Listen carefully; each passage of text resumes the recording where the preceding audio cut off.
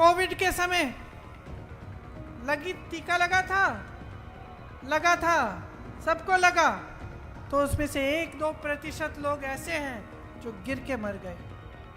किसी को पता नहीं चला कि क्यों गिर के मर रहे हैं, भगवान ना करे लेकिन कोई मंच पे खड़ा भाषण दे रहा है। एक तरफ विपक्ष को कहा जा रहा है भ्रष्ट हैं। मोदी जी तो शायद इकलौते नेता होंगे जो देश में मंच पे खड़े होके कहते हैं कि मैं ही एक ईमानदार हूं जो सारी दुनिया से लड़ रहा है, भ्रष्टाचार से लड़ रहा है। बहुत ईमानदार हैं। इसलिए चुनाव के समय ईमानदारी से आपके काम की बात नहीं कर सकते। ईमानदारी से आपको ये नहीं बता सकते कितनी नौकरियां दी, कितने रोजगार दिए, कितनी पाठशालाएं खोली, कितनी यूनिवर्सिटी बनाई, कितने अस्पताल बनाए। ईमानदारी से नहीं कह सकते।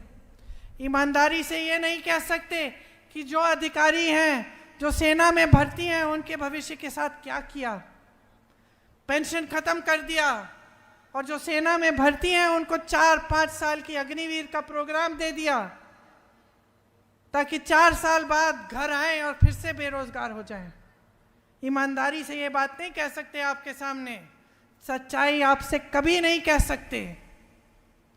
ये कहते हैं कि सबसे ईमानदार है, लेकिन सबसे बड़ी भ्रष्टाचार की स्कीम नरेंद्र मोदी जी इस देश में लाए।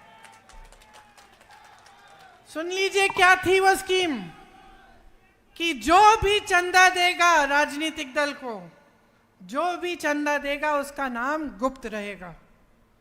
इसका मतलब है जनता को नहीं पता चलना चाहिए कि अडानी ने कितने हजार करोड़ दिए हैं या किसी और ने कितने हजार करोड़ दिए हैं।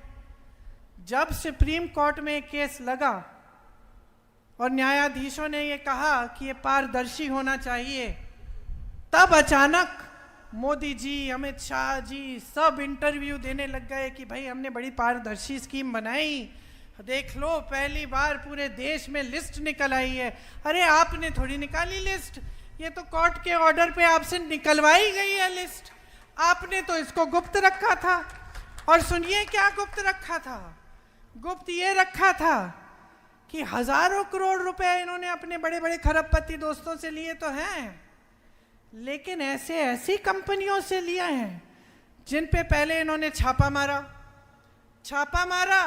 चंदा लिया, छापे बंद, केस डाले, चंदा लिया, केस बंद।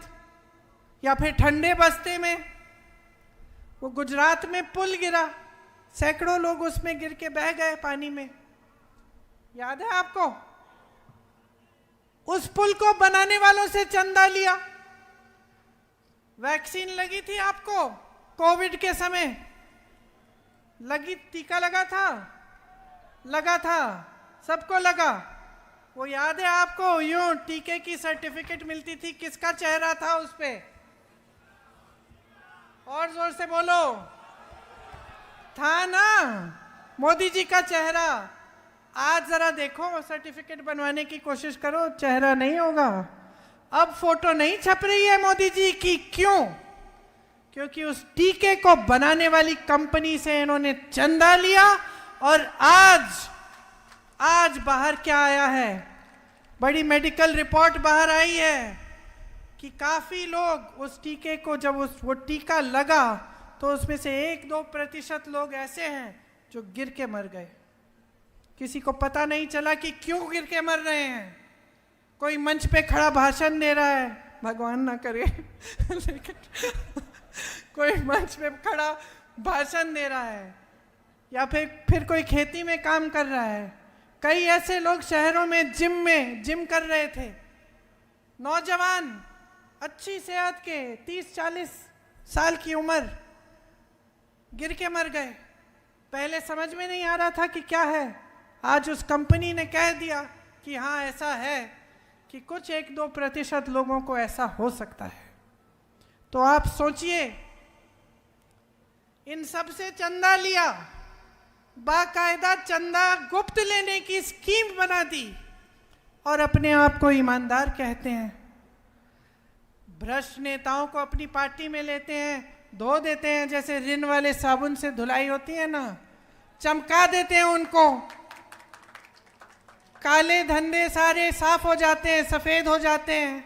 कोई गंगा मैया तो है नहीं बीजेपी कि उसमें डुबकी मारो और आप के पाप धुल जाएंगे, है ना।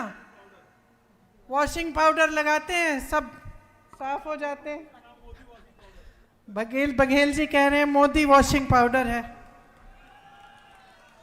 तो ये सच्चाइयां नहीं कहेंगे आपके सामने तो आपको कैसे समझ में बात आएगी।